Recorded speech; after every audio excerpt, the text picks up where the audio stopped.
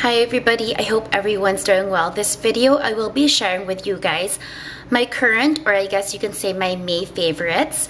I do have quite a bit of products I will be sharing with you guys, but I will promise to do my best to keep the video as concise as possible. So if you guys are interested, do stick around.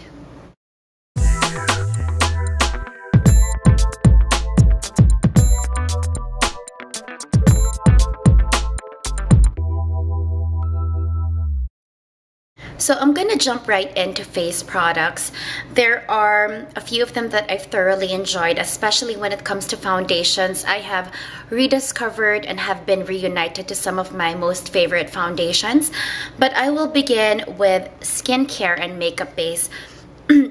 These are both new discoveries or products that I actually just picked up this last May, and I have been grabbing for them or reaching for them on a daily basis, and they're both from Shiseido, and these are how they look. This one I will begin with is their UV Protector SPF 50 plus PA+++. It's very water resistant, and it's their SPF. It looks like this, and like their previous sunscreen products, it comes with a shaker, and you do have to shake them before applying. It's a very liquid-like consistency which absorbs into the skin very quickly. It dries down to a powdery velvet finish, which is absolutely comfortable and amazing. It does not leave a film-like layer on your skin, and this one apparently has some kind of a 360 technology, meaning you get the equal amount of protection, I believe, in terms of SPF 50 plus, regardless of what angle. I believe that's the correct explanation, but I could be wrong, but that's how I remember the explanation to be. And this one is absolutely just wonderful. I've tried a couple of perfecting makeup bases, or you can say BB creams, which act more than a primer. They actually perfect the skin tone as well, and I think I've recently tried a Clarins one as well, but definitely hands down this has got to be the best one in that category. And this is Shiseido's Refining Makeup Primer, and this is how it looks.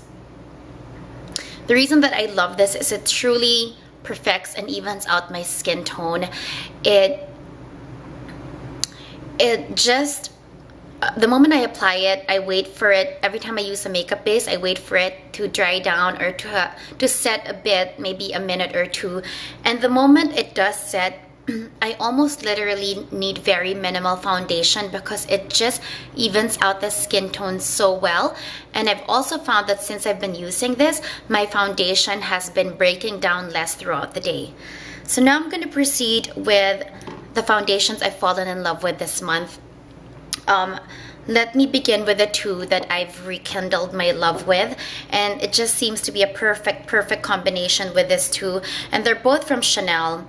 The first one is the Chanel Vitalumiere Aqua, which looks like this, and my shade is B30, and the second one is the Chanel Perfection Lumiere, which looks like this, and I am in 40 beige. And this one, the difference is this one is essentially water-based, lighter consistency, and this one is just regular foundation. This one was supposedly the replacement for the Pro Lumiere, and it just has long-lasting power. This is considered as an HD foundation as well, and I always like starting with something that is light in consistency and usually water-based. And so I grabbed for this, and I realized that the combination was just absolutely amazing. I think for the past month, I've almost been using this combination daily. It's Makeup Forever's Matte Velvet Plus, which I've heard a lot about for the longest time, but I've just recently grabbed. My shade is, how come it is not on here? I believe this is a 35 shade, I think. That's very odd, it's not on here. But anyway, this one is supposed to be their heavy duty, water resistant, waterproof foundation. It is, I believe, if you could categorize it in a foundation, it would be like Estee Lauder's Double Wear. This is meant to be full coverage and working great in really humid weather, and I found that that is truly the case. One of my top foundations of all time is the Makeup Forever HD, but I find in humid foundation, this just really breaks down fairly quickly on me, and I do tend to look a bit more oily than usual, but with the Matte Velvet Plus, it just gives me full coverage without the breakdown. So I've absolutely been loving this as well. And last but not the least, in foundations, I have truly rekindled my love for YSL Taint Radiance.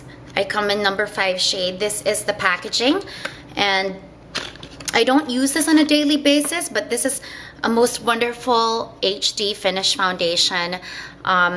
This is how the bottle looks like. Unfortunately, where I'm at, you cannot get this, but I purchased this bottle in the US, and I believe it's about $50, but this is definitely one of my most favorite HD foundations. For me, the coverage and the finish this gives just really outweighs my Makeup Forever HD.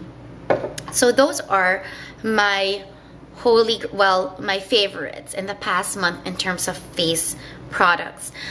I'll continue with face products still. There was a combination of blushes that I actually use daily, and I think it's been over a month. 2 specific blush products, and the combination looks absolutely amazing on my skin tone. This is both of them. One is by MAC and one is by Chanel.